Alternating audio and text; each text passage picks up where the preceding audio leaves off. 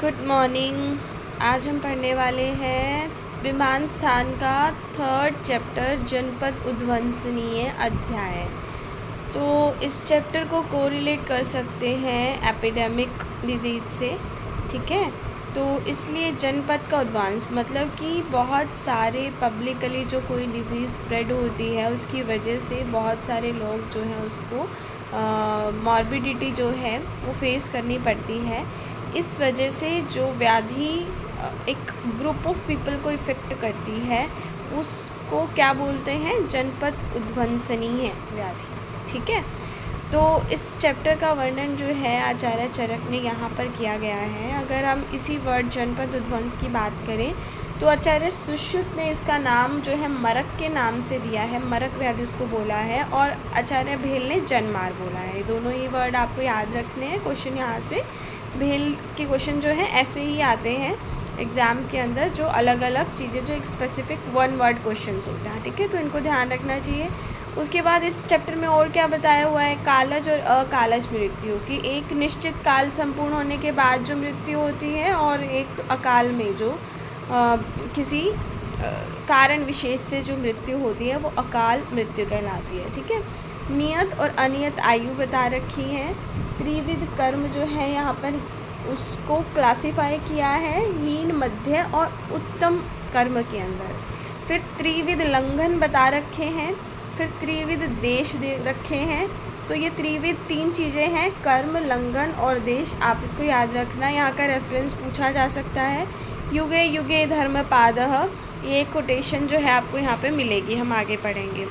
आगे चलेंगे तो इस चैप्टर की संभाषा परिषद हुई कहाँ है, तो पंचाल क्षेत्रे, पंजाब प्रांत के अंदर वहाँ पर जो है इसकी संभाषा हुई। और काम्पिल्य राजधानी के अंदर, जहाँ कहाँ स्पेसिफिक क्या है ये रीज़न, पश्चिमे घर्म मास से गंगा तीरे, तो गंगा के किनारे पर जो है ये बैठक हुई थी। और कब हुई थी, घर्म मास से, यानी कि जब गर्मियाँ चल रही थी, ज्येष्ठ मास जो था वो था वहाँ पर, ठीक है। आप हिंदी में पढ़ सकते हैं चाहे तो, वरना आप वर्ड जो है ज्येष्ठ मास और घर्म मास से, पश्चिमे मतलब बाद में, घर्म मास के बाद में, ठीक है, जो ऋतु आती है, ज्येष्ठ मास जो रहता है हमारा, जो घर्म मास के बाद में आता है, उस टाइम पे ये जो है संभाषा हुई थी। ये याद रखेंगे, पंचाल क्षेत्र फर्स्ट वर्ड, काम्पिल्य राजधानी सेकेंड वर्ड, और थर्ड वर्ड है गंगा तीरे। और कब हुई थी, तो काल है पश्चिमी घर्म मास है। ये इतना इंपॉर्टेंट नहीं है, ये 3 चीज़ें जो है इंपॉर्टेंट रहेंगी आपकी, ठीक है। ठीक है, आगे देखेंगे जनपद उद्वंस प्रकरण। तो जब एपिडेमिक डिजीज़ की बात हो रही है तो क्या है ऐसी डिजीज़ जो टाइम के रिवर्स, जो अपोजिट, हर चीज़ के जो अपोजिट विरुद्ध जो आहार है, ऋतु है, काल है, तो इनकी वजह से जो है ऐसी व्याधियाँ उत्पन्न होती हैं। तो अस्वाभाविक रूप में रहने वाले नक्षत्र, चंद्रमा, दिशाएं, ऋतु आदि का प्रभाव जब शरीरों पर दिखाई देता है, बहुत ही शीघ्र भूमि भी ठीक ठीक रस वाली और वीर्य विपाक से हीन हो जाती है ना। तो बहुत सारी चीज़ें आप यहाँ पढ़ सकते हैं, यहाँ से क्वेश्चन नहीं आता। उसके बाद जो है कारण जब डिस्कस किया गया तो अग्निवेश का जो प्रश्न था वो क्यों कारण पूछते हैं कि जनपद उद्वंस एक कैसे होता है, मतलब अलग अलग लोग हैं, ठीक है। एक अगर ग्रुप ऑफ पीपल्स भी है तो उसमें भी अलग अलग भिन्न भिन्न प्रकृति, आहार, देह, बल, सातम्य, मन और आयु के मनुष्यों का जनपद उद्वंस एक ही व्याधि से कैसे हो सकता है, लाइक जैसे कोविड-19 था, है ना। तो जबकि सबके शरीर की हर चीज़ें, हर देश, हर जगह का अलग है, ठीक है, काल हर जगह का अलग है, जो एनवायरनमेंट है वो अलग है। तो फिर इसका उत्तर में आत्रेय जी, पुनर्वसु आत्रेय कहते हैं भावा सामान्य जनपदेशु भवंती, लेकिन 4 चीज़ें ऐसी हैं, 4 भाव ऐसे हैं जो सभी जनपदों के में जो है सामान्य है, सेम है। जैसे वो 4 क्या हैं, तो ये है वायु, उदक यानी जल, देश और काल, ठीक है। तो ये 4 आप याद रखेंगे, इसका कर्म भी, इसका जो क्रम रहेगा सीपीआरटी का वो भी याद रखेंगे। उसके बाद जब बात करते हैं कि ये 4 हैं तो इन चारों के विकृत होने से होता है, सीधी सी बात है। तो वाची, देश, काल, वाजी, ऐसे आप याद कर सकते हैं इसके सीरीज़ को। वायु पहले है, वायु सबसे ज़्यादा जो है प्रभाव वाली होती है, ज से जल है, वाजी दे का, तो दे से देश और क से काल, तो वाजी दे का आप याद कर सकते हैं चाहे तो, ताकि आपका क्वेश्चन गलत ना हो। ऐसे question simple and sweet question जो बोनस क्वेश्चन जिसको बोला जाता है वो पेपर में आते हैं, ठीक है। उसके बाद है विकृत वायु के लक्षण।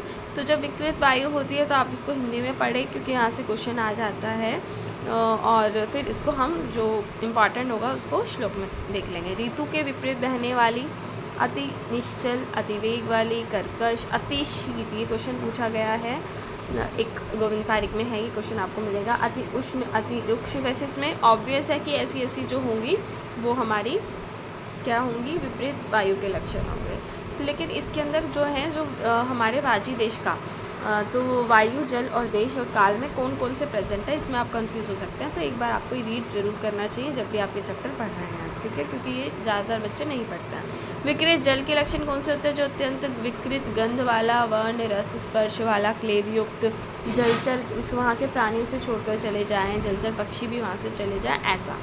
उसके बाद विकृत देश के लक्षण, जहाँ पर बहुत सारे गंध, जिस देश का जो है वर्ण, गंध, रस, स्पर्श, ये सब विकृत हो चुका है, अधिक क्लेद युक्त हो चुका है। सर्प, हंस, हिंसक जंतु, मच्छर, टिड्डी, मक्खियाँ, चूहा, उल्लू, गीद, सियार आदि जंतु जहाँ पर ज़्यादा हो जाते हैं और हिंसा करते हैं। उसके बाद है जनपद उद्वंस के भावों की दुष्प्रहारता के नाम से क्वेश्चन आता है। वाजी देश का मैंने आपको पहले ही बता दिया है, ठीक है।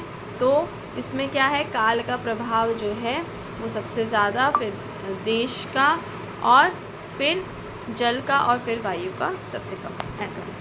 उसके बाद है विकृत काल के लक्षण, इसमें कुछ नहीं है, काल में जो है ऋतु के ही अवस्था के अनुसार जो है लक्षण चेंज होने पर उसे विकृत काल के लक्षण कहे जाते हैं, ठीक है। उसके बाद है देश आदि की सकारण प्रधानता। तो ये वही है दुष्प्रहारता का कर्म। वातात जलम, वात से जल अधिक स्वभाव से प्रभावशाली होता है। जलात देशम, ठीक है, तो जल से कौन है, देश। देशात कालम, देश से काल, और काल सबसे सर्वोपरि होता है, ठीक है। तो ये जो है आपको इसको फिलिंग द ब्लैंक्स का क्वेश्चन, वैसे तो सिंपल तो आपको याद हो गया सीरीज़ में, लेकिन अब यहाँ से फिलिंग द ब्लैंक्स का क्वेश्चन आपसे पूछा जा सकता है, जो थोड़ा सा कन्फ्यूजन होगा, तो आप इसको एक श्लोक जो है एक बार रीड जरूर करें। उसके बाद है आगे नेक्स्ट कोटेशन 13 नंबर का, ये शाम न मृत्यु सामान्यम, सामान्यम नैचे कर्मणाम, कर्म पंचविधम। तो चिकित्सा जो है जनपद उद्वंस की बताई हुई है कि ऐसा रोग ना हो जो मृत्युजनक यानी असाध्य हो। ये शाम न मृत्यु सामान्यम, सामान्यम नैचे कर्मणाम, ठीक है, और मृत्युजनक कर्म की समानता भी वो नहीं रखता हो, सेम है इसका मीनिंग। लेकिन उसमें कर कह सकते हैं जो असाध्य नहीं है, साध्य जो जनपद उद्वंस व्याधि है उसमें कर्म पंचविधम यानी पंचविधम, पंचकर्म जो है उसमें करने का निर्देश है, ये क्वेश्चन पूछा जाता है। इसके अलावा और क्या कर सकते हैं वो देखेंगे आप। रसायना नाम, तो रसायनों का प्रयोग कर सकते हैं। विविध उपयोग पश्यते, तो रसायनों का प्रयोग हो सकता है। सश्यते मतलब लाभकारी है। देह वृत्ति भेषजय पूर्वम उद्गृत, तो घृत के साथ जो है भेषज का सेवन लाभकारी है। अब ये वाली इंपॉर्टेंट सबसे इम्पॉर्टेंट लाइन है, सत्यम भूते दया दानम बलयो देवता अर्चनम। तो ऐसे में वही इंसान जो है वो अपने कर्म बल के कारण बच पाता है। जब जनपद उद्वंस व्याधि एपिडेमियोलॉजी जो है वो एपिडेमिक डिजीज जब फैलती है तो उस टाइम पे जो सत्य बोलता हो, भूते दया, जो दूसरों पर जिसने दया की हो, दान दिया हो, ठीक है। बल्यो देवता अर्चनम, और देवता यानी कि भगवान की पूजा जो हो वो क्या होता है, वो बचता है जिसने अच्छे कर्म किए हुए हैं, जिसका कर्म बल अच्छा हो। सद्वृतस्य अनुवृत्ति, तो सद्वृत का पालन जो है उसको करना चाहिए, ठीक है। प्रशमो गुप्ति आत्मना, तो अपने अंदर के उत्पन्न होने वाले रोगों को, मानसिक रोगों और शारीरिक रोगों को शांत करने का प्रयास करना चाहिए। हितम जनपदानाम च शिवानाम उपासना, तो शिव के नाम की उपासना जो है, कल्याणकारी जो नाम है उनकी उपासना करने के लिए कहा गया है जनपदों के लिए। उसके बाद ये शाम नियतो मृत्यु अस्मिन काले सुधारणे, तो इस टाइप की जो है हम इसको समराइज करेंगे, और साथ ही साथ इस टाइम पे क्या होता है कि ये जो मृत्यु है ये अनियत मृत्यु है, मतलब कि जिसका कुछ मतलब ये नहीं है कि हाँ कि मृत्यु हो गई या नहीं होगी, इस चीज़ की कोई निश्चित स्थिति नहीं रहती है। और इसमें जो है दारुण सुदारुण काल के अंदर भी मृत्यु हो जाती है, क्योंकि ये जो है काल ही ऐसा होता है। ठीक है, तो ये पूजा के बारे में ये देखो आपको हेल्प करेगा। ये एक छोटा सा नोटपैड या फिर स्टिकी नोट्स आप पेस्ट करें और उस पर ये लिख सकते हैं कि किस किस रोग के अंदर किस किस भगवान की पूजा जो है करने के लिए कहा गया। तो उन्माद में जो है रुद्र पूजा, भगवान शिव शंकर की पूजा, रुद्र पूजा करने के लिए कहा है। जनपद उद्वंस में शिव उपासना करने के लिए कहा है। ज्वर में विष्णु सहस्त्र नाम पूजा करने के लिए, ये आचार्य चरक द्वारा कही गई चीज़ें हैं, आप याद रखें इसको। आगे है वातादि की विकृति का मूल कारण अधर्म ही है। तो सीधी सी बात है कि जो भी चार हमारे वायु वाजी देश काल है ना, वायु जल देश और काल, ठीक है, इसके अंदर मूल इसका क्या है, कारण क्या है, अधर्म ही इसका कारण है। तो इसका कारण जब अग्निवेश पूछते हैं तो भगवान आत्रेय उत्तर देते हैं कि सर्वेशाम अग्निवेश वायु आदि नाम तत् वैगुण्यम उत्पन्न थे। जो वायु में वैगुण्यता उत्पन्न करता है उसका मूल कारण क्या है, अधर्म ही है।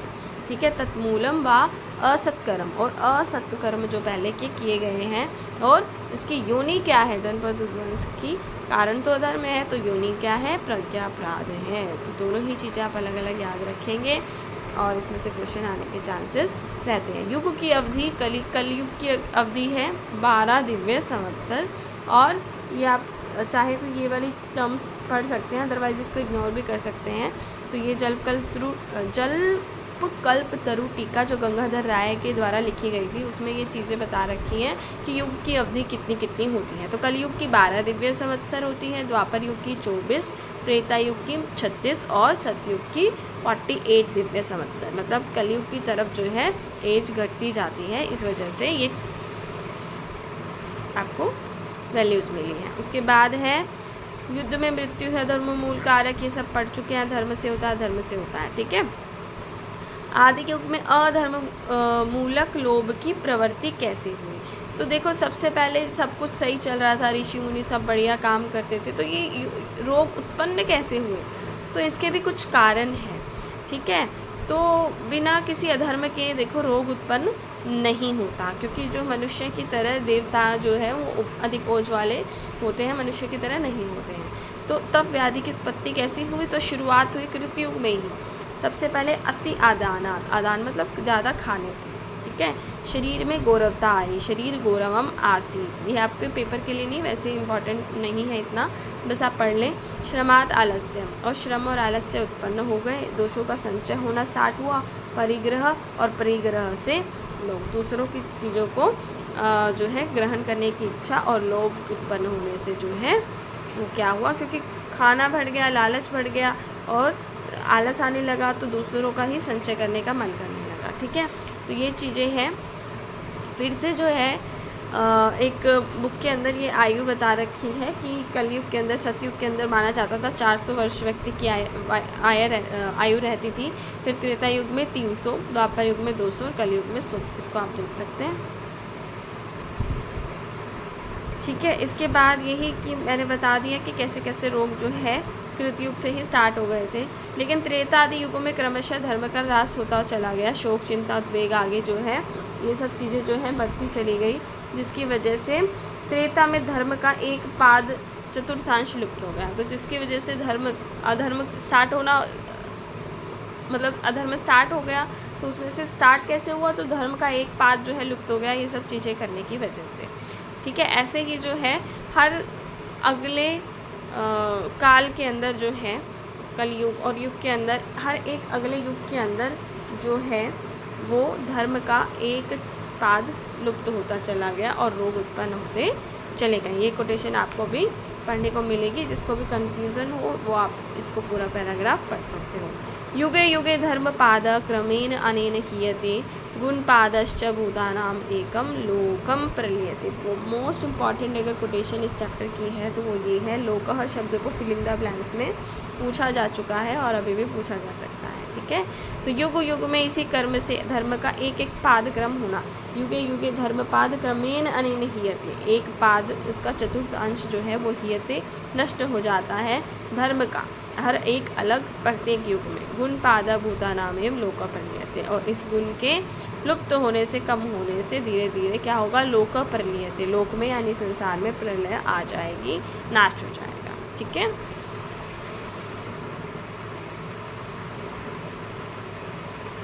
और इस युग का 100वां हिस्सा समाप्त होने पर, जब एक युग समाप्त हो जाता है, यानी उसका 100वां हिस्सा जब समाप्त हो जाता है, तो मनुष्य की आयु 1 वर्ष कम होती है। ये भी कंसेप्ट आप याद रखना, ठीक है। इस श्लोक के टर्म में भी था, मैंने पढ़ाया नहीं क्योंकि मुश्किल हो जाता। संवत्सरे शते पूर्णे याति संवत्सरम शय, ठीक है। तो आगे नित्य और नियत और अनियत आयु का प्रकरण बताया हुआ है कि निश्चित और अनिश्चित आयु में युक्ति क्या है। तो अत्रेय भगवान कहते हैं कि 2 चीज़ें होती हैं, दैव और पुरुष, है ना, दैव और पुरुष। तो इस जन्म में किए हुए कार्यों का फल क्या कहलाता है, पुरुष, और जो पिछले जन्म के हैं उसका दैव। तो इसके ऊपर डिपेंड करता है निश्चित और अनिश्चित आयु कैसी रहेगी, उसके बल और अबल के ऊपर, ठीक है। इसके बाद है दैव क्या होता है, ये इसको एक्सप्लेन किया हुआ है। इसकी डेफिनेशन, आत्मकृतम विद्यातम कर्म यत् पूर्वदेहिकम, जो पूर्व देह से किया हुआ आत्मकृत खुद का किया हुआ कर्म है, जो जिसके फल जो है हमें इस जन्म में भोगने पड़ रहे हैं, ठीक है, तो उसको हम दैव कहते हैं। पुरुषकारा तो क्रियते यत ही अपरम, जो इस परम लोक में किया गया है। त्रिविध कर्म के बारे में मैंने आपको बता दिया था, इसका जो है आपसे वैसे नॉर्मली जो है त्रिविध कर्म फेमस है तो आचार्य सुश्रुत का है, पूर्व प्रधान और पश्चात कर्म, लेकिन यहाँ पर भी आपसे रेफरेंस पूछकर पूछा जा सकता है। कर्म फल के नियत और अनित होने में युक्ति। तो देखो, ऐसा बोला जाता है कि कर्म चाहे कोई भी हो, इसका निश्चित और अनिश्चित फल जो है वो हमेशा आपको मिलेगा। किसी प्रबल कर्म का विपाक काल फल देने का समय निश्चित होता है और किसी का उसका फल देने का निश्चित नहीं होता, लेकिन कर्मों का फल हमेशा मिलता है। ये बात आपको याद रखनी चाहिए। तो कर्म किंचित क्वचित काले विपाके नियत महत, ठीक है। तो कोई जो प्रबल कर्म होगा उसका तो उसी काल में जो है क्या मिलेगा, फल मिल जाएगा, लेकिन किंचित काल अनियत प्रत्यय प्रतिभोगते, और कई बार क्या होता है कि कई उसका जो नियत काल के अंदर फल नहीं मिलता है, लेकिन हर कर्म का फल मिलता है। तो काल और अकाल मृत्यु जो है कहाँ कहाँ डिस्कस हुई है, ये क्वेश्चन भी आपको याद रखना चाहिए कि एक तो यहाँ पे वर्णन आया है चरक विमान 3 के अंदर जनपद उद्वंसनी अध्याय, और एक जो है आगे आप चरक शारीर 6 में भी पढ़ेंगे, ठीक है। तो ये आप याद कर सकते हैं, वहाँ भी लिख लेंगे। तो काल और अकाल मृत्यु में कुछ बड़ी बात नहीं है। तो जो हमारे जनपद उद्वंस वाली चीज़ें मैंने आपको बताई कि अनियमित दिनचर्या, रात्रिचर्या और ये सब चीज़ें करने से जो है अकाल मृत्यु हो सकती है। ये कुछ कारण है, अति मैथुन और ये सब चीज़ें आप पढ़ सकते हो, ठीक है। उष्ण जल ही हितकर क्यों, तो उसके लिए एक ज्वर में आया है कि उष्ण जल क्यों देते हैं ज्वर के अंदर। तो वो इसलिए दिया जाता है कि क्योंकि ज्वर उत्पन्न करने वाले पित्त शीतल क्रिया से शांति होती है, तो फिर क्यों देते हैं। तो इसमें कहा कि इसके कुछ कारण हैं। तो असर्शन और रीज़न का क्वेश्चन यहाँ से बन सकता है। पहला है पाचनार्थनम पानीयम उष्ण, तो पाचन के लिए, क्योंकि आम से उत्पन्न होता है ये, जब आमाशय में दिक्कत हो रही है ना, तब ज्वर उत्पन्न होता है। तो पाचनार्थ पानीयम उष्णम, तो उष्ण जल का पान जो है उस टाइम पे पाचन के लिए किया जाना चाहिए। आगे है ज्वर हो ही आमाशय समुत्थ प्रायो भेषजानी च आमाशय समुत्था नाम, क्योंकि आमाशय समुत्थ विकार है तो इसमें इसको यूज़ करते हैं। तो इसके 3 चीज़ें हैं, 3 चीज़ों के लिए कर्म होता है ये, पाचन, वमन और अवतर्पण। इन चीज़ में हेल्पफुल रहता है, आप पढ़ सकते हैं इसको, ठीक है। कुछ एक्स्ट्रा नहीं है, बस ये 3 ही चीज़ें हैं। और ये बताया कि जनपद उद्वंस के अंदर निदान विपरीत भेषजम हमेशा यूज़ करनी चाहिए। निदान यानी हेतु विपरीत चिकित्सा जो है वो यूज़ करनी चाहिए, ठीक है। तो आप इसको याद रखेंगे। और लास्ट बस ये चैप्टर ख़त्म हो रहा है इसी के साथ कि अवतर्पणम अपि च त्रिविधम, तो 3 प्रकार के जो अवतर्पण बताए हैं, लंघन, पाचन और दोष अवसेचन। तो 3 प्रकार से किया जाता है। पहला है लंघन, तो लंघन कब करना है, उपवास कब कराना है, अल्प दोषा नाम, जब अल्प दोष हो, ठीक है। अग्नि मारुत वृत्तिया, जिससे क्या होगा, लंघन से अग्नि और वायु जो है वो सही हो जाएंगे, ठीक है। उसके बाद है वातात अपरित एवं अल्प उदक अल्पो दोष प्रशोषम आपत्ति, ठीक है। जिस प्रकार जो है कॉरिलेशन, एक एग्जाम्पल दिया हुआ है इसके अंदर। एग्जाम्पल क्या कहता है, एग्जाम्पल ये कहता है कि जिस प्रकार देखो लंघन से उसी प्रकार अग्नि और मारुत की जो है वो बढ़ी हुई जो है वो शांत हो जाती है, जिस प्रकार वायु जो है थोड़े से जो जल होती है उसको सुखा दे, है ना। तो लंघन और पाचन जब हम दूसरा वाला तर्पण का यूज़ करते हैं वो मध्य दोषों में यूज़ करते हैं। तो इसकी उपमा बताई हुई है कि सूर्य का संताप भी अगर मिल जाए, गर्मी भी उसे मिल जाए, पांशु धूल मिट्टी भी उसे मिल जाए, तो वो उस पानी को जल्दी सुखा देंगे, यानी दोषों को जल्दी कर्म कर देंगे। तो लंघन पाचन जो है मध्य बल जब होता है मध्य दोष का, तब जो है यूज़ किया जाता है। उसके बाद बहुदोषा नाम, अगर बहुत ज़्यादा दोष होंगे तो दोष अवसेचन करेंगे, ठीक है। जिस प्रकार जब बहुत सारा पानी खेत के अंदर आ जाता है केदार से, तो तब भिन्न, तो एक रास्ता बनाया जाता है जिससे पानी निकल जाए, ठीक है। तो ये आप इसको केदार से तो वर्ड से कौन कौन से वर्ड आपको याद करने हैं क्वेश्चन निकालने के लिए। तो इसमें जो है आपको जो फर्स्ट था लंघन खाली, उसमें बस सिर्फ जो है वायु काम कर रही है, क्योंकि इसमें वायु जो है दोषों को सुखाने में सक्षम है। लेकिन जब मध्य दोष होते हैं तो लंघन पाचन दोनों कर्म करते हैं, उसमें सूर्य वर्ड और पांच वर्ड आप देख सकते हैं। और न अभिन्न केदार से, तो और क्यारी जो है पानी निकालने के लिए बनाई जाती है, वो बहुत सारे बहुदोषा नाम दोष अवसेचन के लिए कहते हैं, ठीक है। और लास्ट में जो है इसमें देश के भेद बता रखे हैं। 2 प्रकार के देश हमारे पास होते हैं, 3 प्रकार के, जांगल देश, आनुप देश और साधारण देश। तो सबसे पहले इसमें जो बताया गया है, तदात्वे च अनुबंधे वा यस्य स्यात् अशुभम फलम, ठीक है। तो इसमें ये कहा है कि अगर किसी वैद्य को लगता है, किसी व्यक्ति को लगता है कि इसमें तत्काल जो है इसका फल जो है हानिकारक हो सकता है, तो उसको नहीं करना चाहिए। तदात्वे च अनुबंधे वा यस्य स्यात् अशुभम फलम कर्मणा तत् न कर्तव्येत बुद्धिमता मतम। तो किसी को अगर पता है कि इसका जो कर्म है वो हानिकारक हो सकता है इन फ्यूचर, तो उसको नहीं करना चाहिए। ये एक अच्छी वैद्य बुद्धिमान वैद्य के लक्षण होते हैं। आगे जब देश बता रहे हैं तो आगे कहते हैं अब देखो जांगल देश क्या होता है, जहाँ पर कम रोग होते हैं, स्वल्प रोगम अपि। उस कैसा होता है जांगल देश, जैसे हमारा है अल्प उदक द्रुम यह तु प्रवात प्रचुर आतप, जहाँ पर जो उदक है पानी बहुत कम है, द्रुम यानी पेड़ बहुत कम होते हैं, लेकिन आतप धूप बहुत अच्छी रहती है। फिर आनुप देश कौन सा होता है, इसका उल्टा, प्रचुर यानी बहुत अधिक, उदक वृक्ष, जल और वृक्ष बहुत ज़्यादा है, निवात यहाँ पर हवा कम है, और दुर्लभ आतप भी अच्छी नहीं है, धूप भी अच्छी नहीं है। तो ये बहुदोष करने वाला जो है देश रहता है। सम साधारण, जो इसके मिड बिटवीन है, जहाँ पर धूप भी अच्छी है, पेड़ भी अच्छे है, पानी भी अच्छे है, वो साधारण देश है, ठीक है। तो ये आपका कंप्लीट हो गया। कल हम 4th चैप्टर